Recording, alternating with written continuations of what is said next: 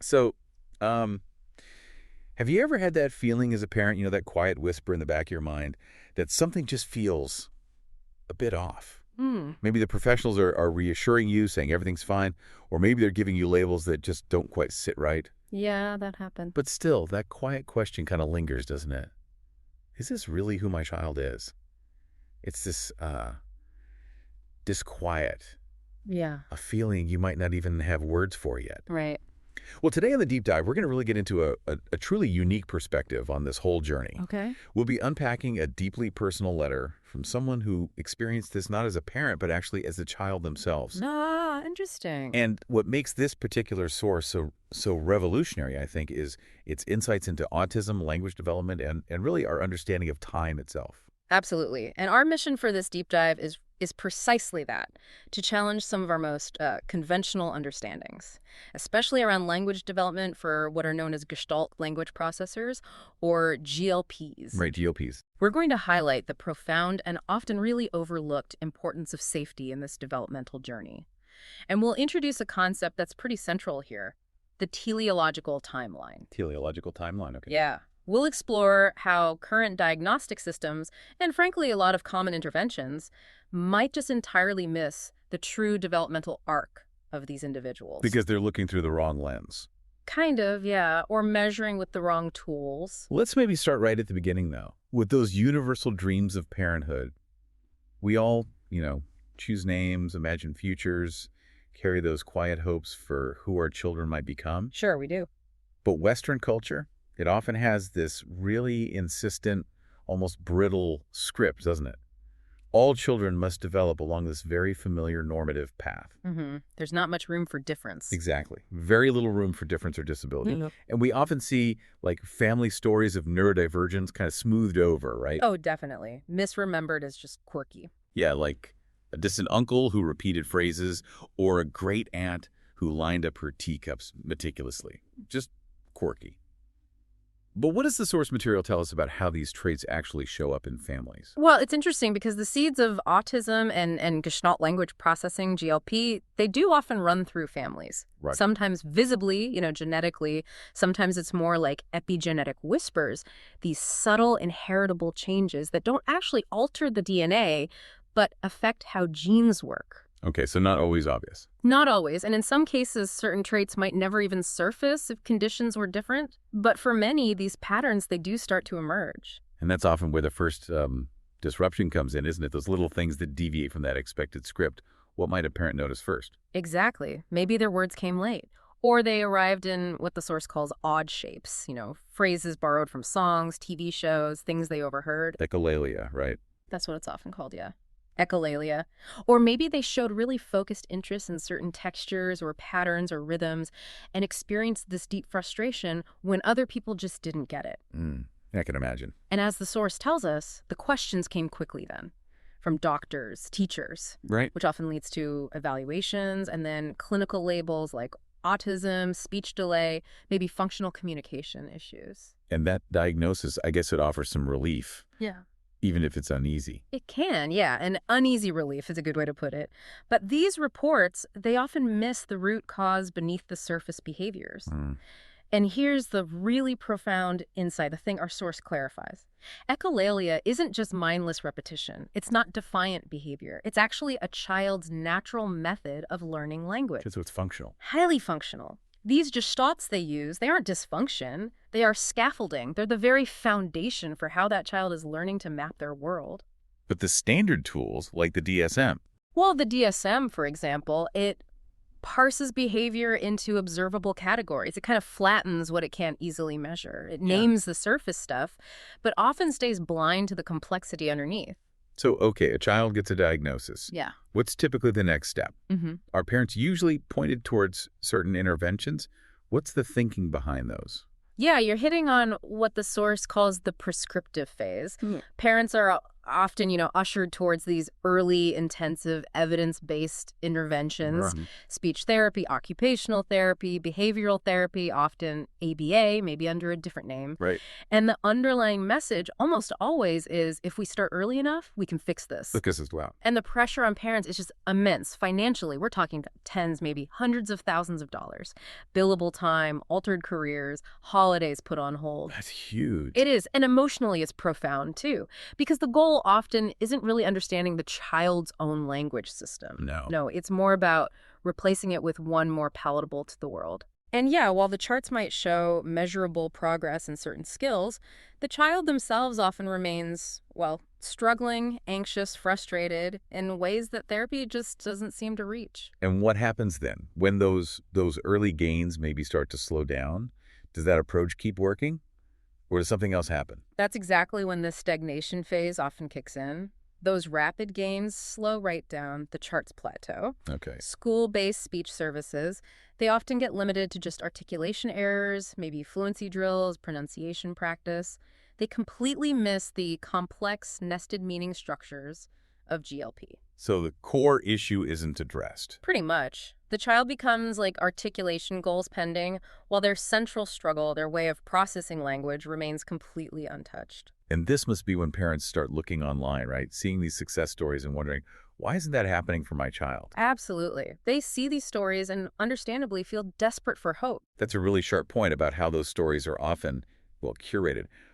For parents, seeing them, though, how do they navigate that? How do they tell what's real progress versus, I don't know, marketing? It's such a vital question because what many parents don't see, what the algorithms definitely won't show them, is that these success stories are often these carefully curated fragments. Yeah, often serving the needs of, say, funding campaigns or brand partnerships, maybe book deals.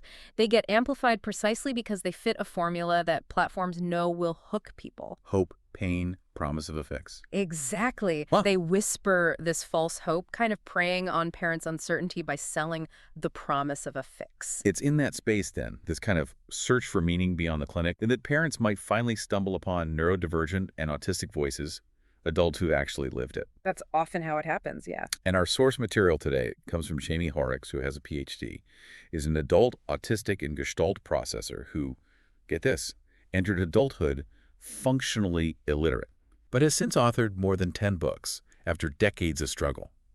Now that ignites a spark of hope, doesn't it? If she did it, maybe my child can too. Of course. It's natural to feel that. But the source cautions against what it calls a dangerous softness, that wish for a quick fix, to reclaim the child you imagined at the beginning, which raises this really profound question. What if that child never left? What if they were simply speaking in a language you have not yet learned to hear? And this is where the author's own story, her unseen arc, becomes so incredibly important. Tell us about that. For more than 50 years, these gestalts, these whole fragments of experience like songs, movie lines, family sayings, images, echoes, they were being gathered and stored. Stored where? Just within her. Across more than 20 cities on 3 continents and several languages, this internal archive was just building silently for decades. Wow. Okay. But here's the critical insight from Jaime's experience. For all those decades, she lived in a kind of freeze. Yeah, due to an overloaded nervous system, constant anxiety, and this grinding conflict between inner knowing and outward performance.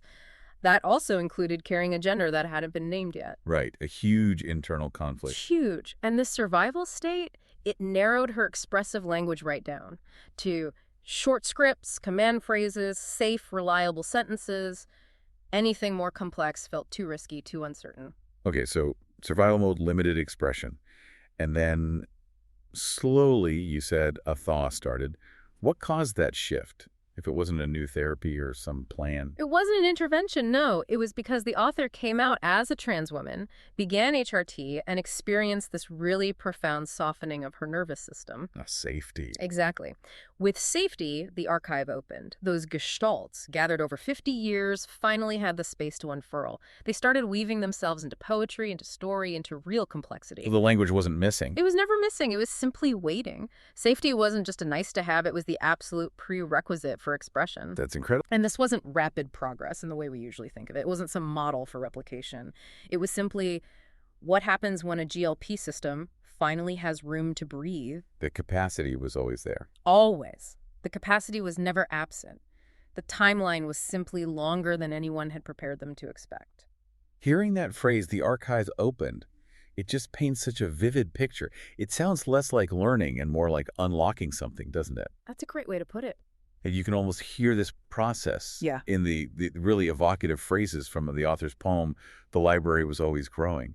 She writes of sounds and phrases like mira, mio tranquilla, and hambi root Younglings being stored.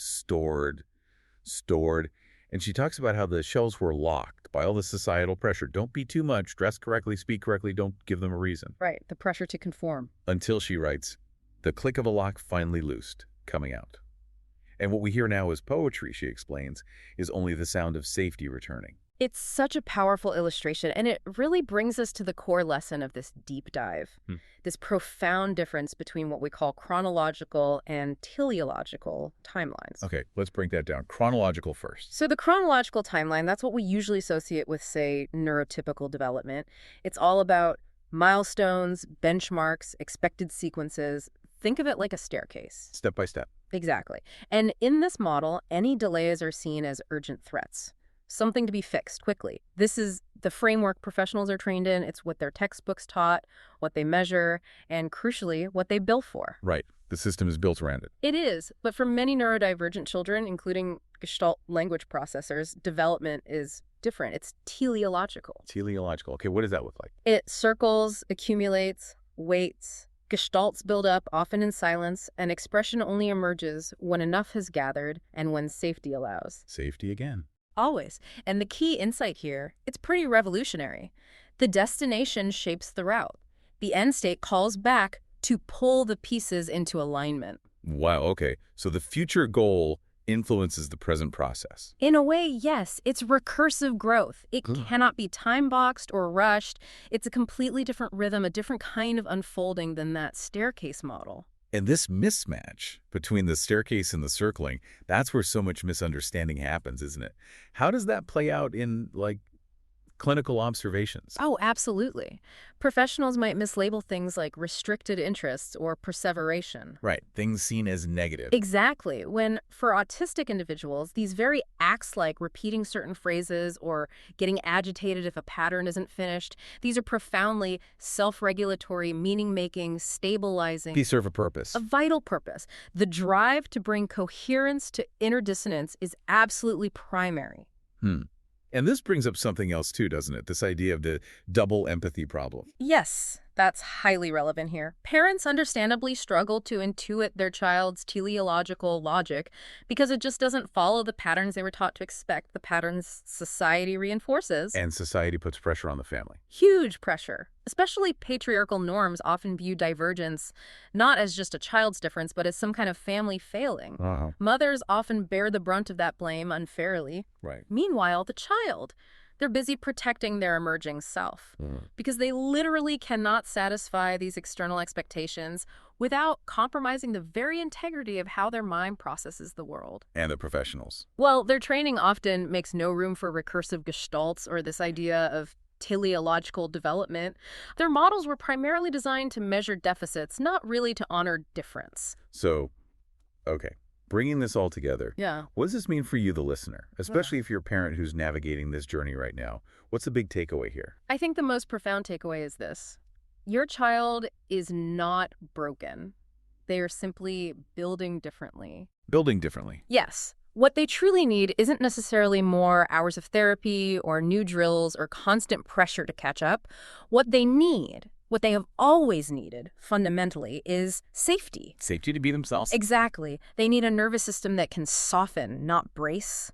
They need co-regulation that soothes rather than corrects. They need patience that does not mistake silence for absence. And trust. And a deep, quiet trust that the archive within them is growing even now, even when you can't see it. Mm. Their timeline isn't broken, it's just different. You are not behind, they are not failing. The story is simply moving in a rhythm you haven't yet learned to hear. So what's the advice? Hold space for them. Yeah. Stay beside them. Let the scripts build inside them. And when they are ready, truly ready, when safety allows, you may witness something absolutely breathtaking. And not because you fix them. Not because you fixed them, but because you finally made room for them to arrive, fully as they are. That's a powerful message.